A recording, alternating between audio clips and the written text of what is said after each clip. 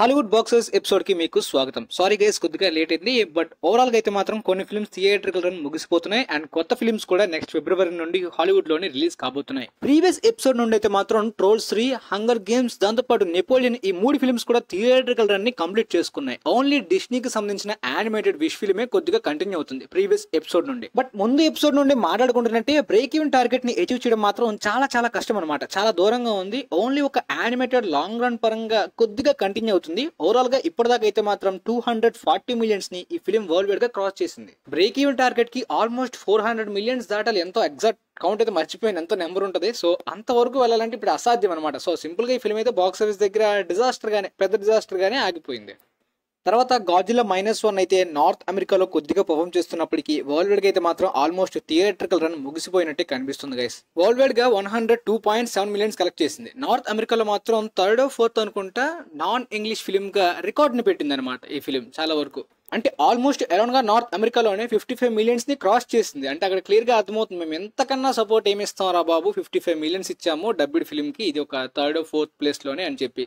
Sorry, అక్కడ డబ్బు అయిందో లేదో కూడా నాకు తెలియదు కానీ నాన్ ఇంగ్లీష్ ఫిల్మ్ మెన్షన్ చేశారు. పారాసైట్ 53 మిలియన్స్ నార్త్ అమెరికాలో కలెక్ట్ చేసింది. అంటే పారాసైట్ ని కూడా ఫిల్మ్ నార్త్ అమెరికాలో దాటేసింది. కాకపోతే పారాసైట్ వరల్డ్ వైడ్ గా 230 మిలియన్స్ ఎంతో కలెక్ట్ చేసింది. పారాసైట్ కి ఓన్లీ సౌత్ కొరియాలోనే 70 మిలియన్స్ దాటి కలెక్ట్ చేసింది. అదర్ కంట్రీస్ లోనే 130 మిలియన్స్ ఎంతో దాటి కలెక్ట్ చేసింది. అంటే సో ఆ ఫిల్మ్ కంటే ఒక డ్రామా ఫిల్మ్ కి ఇంటర్నేషనల్ కంట్రీస్ లో ఆ రేంజ్ రెస్పాన్స్ వచ్చినప్పుడు మరొక మాన్స్టర్ ఫిల్మ్ కి ఆ రేంజ్ లో రిలీజ్ చేసి రెస్పాన్స్ ఎందుకు రావట్లేదు అర్థం కావట్లేదు. అంటే క్లారిటీగా తెలియదు పర్ఫెక్ట్ గా రిలీజ్ చేశారా లేదంటే ఇంటర్నేషనల్ రిలీజ్ అయ్యిందంటే మాత్రం తెలుసు. అంటే నార్త్ అమెరికాలోనే నువ్వు రిలీజ్ చేసినప్పుడు నార్మల్ గా ఉండే అదర్ మార్కెట్స్ లో కూడా ఖచ్చితంగా టార్గెట్ చేసే ఉంటారు. ఇండియాలో రిలీజ్ డేట్ మాత్రం అడగండి. ఇంతవరకు అది ఒక మిస్టరీగా అలానే ఉండిపోయింది. ఓటీటీ వచ్చే వరకు మన ఇండియాలో రిలీజ్ అయ్యేలాగే లేదు ఈ ఫిల్మ్. అఫ్ కోర్స్ ఆస్కార్ కి అయితే నామినేట్ అయింది. సో అందువల్లనే కనీసం అటెన్షన్ అయితే బాక్స్ ఆఫీస్ దగ్గర కొంతమందికి పాపులారిటీ పరంగా ప్రచారంకైనా సరే ఈ ఫిల్మ్ యూజ్ అవుతుంది.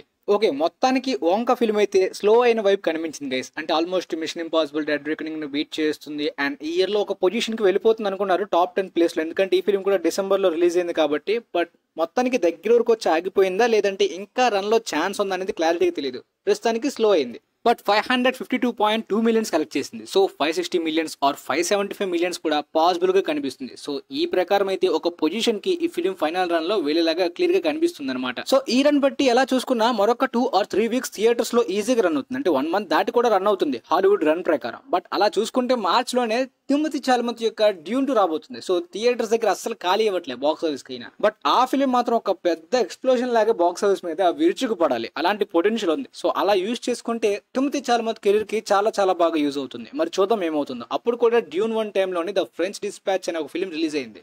అందులో ఏం జస్ట్ సపోర్టింగ్ రోల్ ప్లే చేశారు. అండ్ యాక్చువల్ గా డ్యూన్ చాలా మంది థియేటర్స్ లో ఫ్లాప్ అవుతుంది అనుకున్నప్పటికీ ఫైనల్ రన్ లో ప్రాఫిటబుల్ రన్ గా బాగా దూసుకు వెళ్ళింది. అండ్ పార్ట్ 2 కి మంచి హైప్ అని మాత్రం కాదు, ఆస్కార్స్ లో అప్పుడు సెన్సేషన్ అయింది ఫిల్మ్. కమర్షియల్ హైప్ బాగా బిల్ అయింది కాబట్టి మినిమం ఎక్స్ప్లోజన్ అంటే ఏదో 1 బిలియన్ 2 బిలియన్ అనే మైండ్ లో పెట్టుకోకండి. మినిమం ఒక 600-700 మిలియన్ అయితే ఈజీగా దాటాలి. ఇక ఆక్వామ్యాన్ 2 అయితే మాత్రం బ్రేక్ ఈవెన్ టార్గెట్ ని అందుకుంది గైస్. ఫిల్మ్ అయితే లాస్ వెంచర్ కాదు, మొత్తానికి వార్నర్ బ్రోస్ డిస్ట్రిబ్యూషన్ కి చాలా ఏరియాస్ లో అయితే మాత్రం ఈ ఫిల్మ్ సేఫ్ జోన్ దాటేసింది. మరీ ముఖ్యంగా చైనాలో స్లో అవుతుంది, ఆగిపోయింది అది అనుకున్నప్పటికీ అపెన్హైమర్ యొక్క లైఫ్ టైమ్ బాక్స్ ఆఫీస్ ని చైనాలో ఈ ఫిల్మ్ బీట్ చేసింది. అది కూడా నెగిటివ్ టాక్ తోటి బిగ్ అచీవ్మెంట్ అని చెప్పుకోవాలి. ఓవరాల్ గా ఈ ఫిల్మ్ అయితే మాత్రం 400 మిలియన్స్ ని క్రాస్ చేసింది.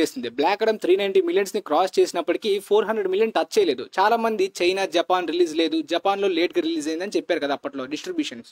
మొత్తానికి వరల్డ్ వైడ్ గా 412.7 మిలియన్స్ ని కలెక్ట్ చేసింది. సో చాలా మంది ఇప్పుడు డిస్ట్రిబ్యూషన్ వాళ్ళు చెప్తున్నారు ఏంటంటే ఇది ఒక సీక్వెల్ ఫుల్ గా నెగిటివ్ టాక్ తో అయినా సరే బాగానే అచీవ్ చేసింది. దీనివల్ల డీసీ ఫ్యూచర్ మీద గానీ సూపర్ హీరో ఫ్యూచర్స్ మీద గానీ అంత పెద్దగా భయపడాల్సిన అవసరం లేదు. టాక్ బట్టి కొద్దిగా రన్ అయితే దాన్ని బట్టి బాగానే రన్ అవ్వచ్చు. యాక్చువల్ గా టాక్ అనేది రివ్యూస్ గానీ ఫిల్మ్ కి బాగా రాలేదు.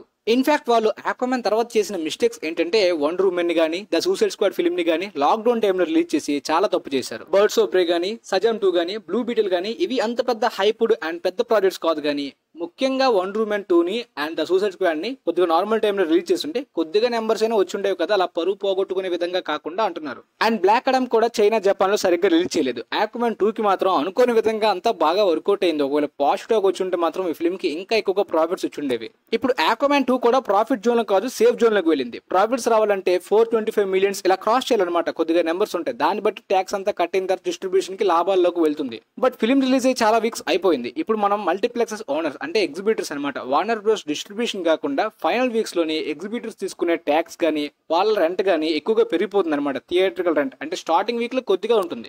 సో ఓపెనింగ్ స్టార్టింగ్ ప్రకారం అయితే డిస్ట్రిబ్యూటర్ బాగా ఎర్న్ చేసుకోగలడు. బట్ ఎగ్జిబిటర్స్ ఎప్పుడంటే వాళ్ళకి ఫైనల్ వీక్ లో ఒకళ్ళు సడన్ గా స్లీపర్ హిట్ గా క్లిక్ అయింది అనుకోండి, అప్పుడు బాగా లాభపడేది ఎవడంటే ఎగ్జిబిటర్. సో ప్రస్తుతానికి అయితే మాత్రం ఇక్కడ ఇద్దరు కూడా ఆల్మోస్ట్ సేఫ్ అన్నట్టు క్లియర్ గా కనిపిస్తుంది. ఎందుకంటే ఫిల్మ్ ఎన్ని రోజులు థియేటర్ లో ఉండడం కూడా నెగిటివ్ టాక్ తోటి. సో ఎగ్జిబిటర్ కూడా కొంతవరకు సేఫ్ అయ్యాడు అండ్ డిస్ట్రిబ్యూటర్ కూడా ప్రాఫిట్స్ కాకుండా లాస్ లేకుండా సేఫ్ జోన్ కి వెళ్ళిపోయాడు. ఇక తర్వాత రిలీజ్ అయిన యానిమేటెడ్ మైగ్రేషన్ ఫిల్మ్ అయితే చాలా బాగుందన్నారు చాలా మంది నాకు తెలిసిన వాళ్ళు. అండ్ కొద్దిగా రన్ కూడా స్టార్టింగ్ లో అయితే మాత్రం బాగా జోరుగా కంటిన్యూ అయింది. బట్ తర్వాత అయితే మాత్రం యానిమేటెడ్ ఫైనల్ రన్ ని ఫ్యామిలీస్ ని అంతగా ఈ ఫిల్మ్ అయితే మాత్రం రిజిస్టర్ చేసుకున్నట్టు కనిపించింది. అంటే ఓవరాల్ గా ప్రాఫిట్ జోన్ లోకి వెళ్ళిపోయింది గైస్. ఇప్పటిదాకా 206.4 మిలియన్స్ కలెక్ట్ చేసింది. బట్ థియేట్రికల్ రన్ అయితే ఆల్మోస్ట్ లాస్ట్ వీక్ ఈ వీక్ అయిపోయినట్టు స్లో అయిపోయినట్టు కనిపిస్తుంది. సో చాలా ఫాస్ట్ గా అయిపోయినట్టు కనిపిస్తుంది ఒక యానిమేటెడ్ ఫిల్మ్ కి. అది కూడా ఆఫ్లైన్ రెస్పాన్స్ కొద్దిగా బాగా వచ్చిన తర్వాత మరి రీజన్ ఏంటో పర్ఫెక్ట్ గా తెలియదు. ఇక ఆ తర్వాత మాత్రం సర్ప్రైజింగ్ గా హాలీవుడ్ లో అందరినీ సర్ప్రైజ్ చేసింది ఏంటంటే అది ఎనీవన్ బట్ యూ అనే ఫిల్మ్ అనమాట. స్లీపర్ హిట్ అంటే ఈ ఫిల్మ్ కే. సర్ప్రైజింగ్ స్లీపర్ హిట్ అనే వర్డ్ దేనికి యూజ్ చేస్తారంటే ఓపెనింగ్స్ లో చాలా డల్ గా వచ్చి ఇక అయిపోతుందిరా బాబు అనుకునే టైంలోని లాంగ్ రన్ లో గట్టిగా ఆడే ఫిల్మ్. ఈ ఫిల్మ్ ఇప్పటిదాకా 126.4 మిలియన్స్ కలెక్ట్ చేసింది. అది కూడా నెగిటివ్ రివ్యూస్ తోటి. సో స్వీట్నెస్ స్వీని పవర్ ఏంటో కొద్దిగా చూపించిన ఫిల్మ్ అని చెప్పాలి. దాంతో పాటు ఫిల్మ్ బడ్జెట్ కూడా జస్ట్ 25 మిలియన్స్. ముఖ్యంగా ఇక్కడ